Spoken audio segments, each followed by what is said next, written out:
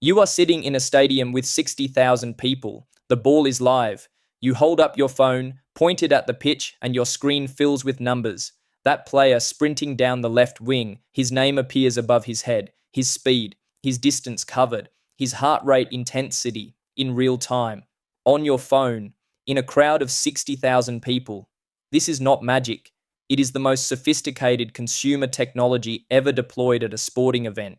Yet almost nobody knows how it actually works. The answer is not what you would expect. Start with the obvious problem. A football stadium at full capacity is one of the worst environments on earth for a mobile network. Imagine 60,000 people, all streaming high-definition video, uploading photos, sharing moments, and loading apps all at the same moment.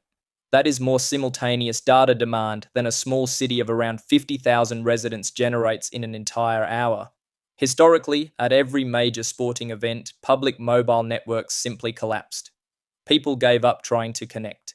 The official app became useless by kickoff, unable to deliver any real-time information. For the 2026 World Cup, Verizon and FIFA understood this fundamental flaw. They didn't try to patch up the public network, they replaced it entirely. At all 16 venues, engineers installed a private 5G network, a dedicated cellular system built specifically for the tournament, completely separate from the public network that the rest of the city uses. This private network operates on its own dedicated spectrum, often in the C-band, which allows for massive bandwidth and lower latency. At the 11 US venues alone, this additional capacity represents a 3 to 5 times increase over anything those stadiums had before, boosting the available bandwidth to an unprecedented level. The private network has one job: serve the fans inside the stadium at full speed, simultaneously, without dropping a single packet of data. But here's the strange part. Fast connectivity is only the first layer of this complex system. The harder problem is, where does the live player data come from? There are 12 dedicated tracking cameras installed high in the roof of every match venue. These are not broadcast cameras designed to capture footage for television viewers. Instead, they are pure data cameras, running continuously throughout the match, meticulously trained on the pitch from every possible angle. They don't capture pretty pictures, they capture precise coordinates. Each of these 12 cameras feeds into a sophisticated computer vision system. This system constantly identifies every player in every frame. It does this not just by the number on their shirt, but by their unique body shape and distinctive movement patterns. It then logs their exact position on the pitch 25 times per second. This level of detail is crucial for what comes next. Those positions then feed into an even more advanced skeletal tracking model. For each player, the system maps 29 individual body points, everything from the head, shoulders, elbows, and wrists, down to the hips, both knees, and both ankles. This mapping is updated 25 times every second for all 22 players simultaneously. The system is calculating not just where a player is on the field, but how their body is oriented, which direction they are accelerating, and even how hard their muscles are working to get there. It's like having an invisible, hyper-accurate motion capture studio running in real time over the entire pitch. The result is a complete live digital twin of the match, a real-time, three-dimensional model of every player running in parallel to the physical game happening on the grass below. This digital twin is so precise, it can predict movements and analyze biomechanics with incredible accuracy. And this is where it gets genuinely weird.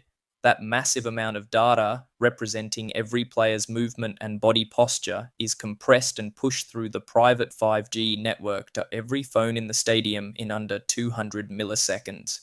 200 milliseconds is roughly the time it takes a human to blink. By the time your eyes register a player making a run, his digital twin has already updated on your phone, ready for you to see. The augmented reality layer is what turns these raw coordinates into something you can actually see on your screen. When you point the FIFA Plus app at the pitch, your phone's camera captures the physical scene in front of you. Simultaneously, the app is receiving the player coordinate data from the private network. It then overlays the two, matching the digital positions to your camera's field of view in real time, placing player names and statistics directly over the bodies of the players you are looking at. This requires your phone to know exactly where it is pointing with extraordinary precision. The app uses your phone's built-in gyroscope and accelerometer, which are tiny sensors that measure angular velocity and linear acceleration, respectively. These sensors track every tilt and pan you make, adjusting the AR overlay frame by frame so the labels stay perfectly locked to the right player even as you move your phone around. It's the same core technology used in navigation apps when the arrow follows your movement on a map.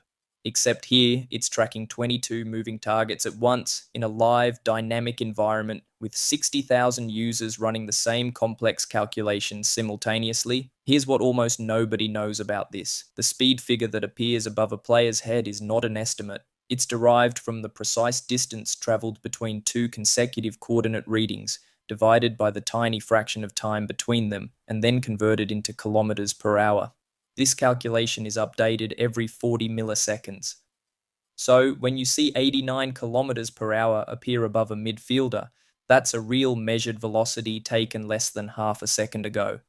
The distance covered figure is a running total. Every micro movement logged, every meter accumulated across the full match. When the display shows 11 kilometers, that's the sum of 25 coordinate updates per second across 90 minutes of football, providing an incredibly accurate picture of a player's work rate. The physical intensity reading is even more sophisticated. It's not heart rate from a wristband or any other wearable device. It's derived entirely from the tracking data itself. A complex calculation of how much acceleration, deceleration, and rapid directional change the player has produced in the last 60 seconds compared to their individual baseline across the tournament. This means high intensity doesn't simply mean fast, it means working hard relative to what their body normally produces. A midfielder holding position under intense pressure, making small sharp movements to block passing lanes, can register high intensity without moving much at all. None of this requires the players to wear a single additional device. No wristband, no chest strap, no GPS vest. Everything you see on your screen is computed entirely from cameras in the roof and coordinates in the air. The stadium you are sitting in contains tens of thousands of people. Your phone is one node in a private cellular network, receiving the same live data as every other node, and the digital twin running in the system's servers has already updated 3 times since you started reading this sentence. The match is live. The data is live. The gap between what you can see with your eyes and what your phone can see for you has never been smaller. If this kind of everyday mystery fascinates you, subscribe to How It Actually Works for more.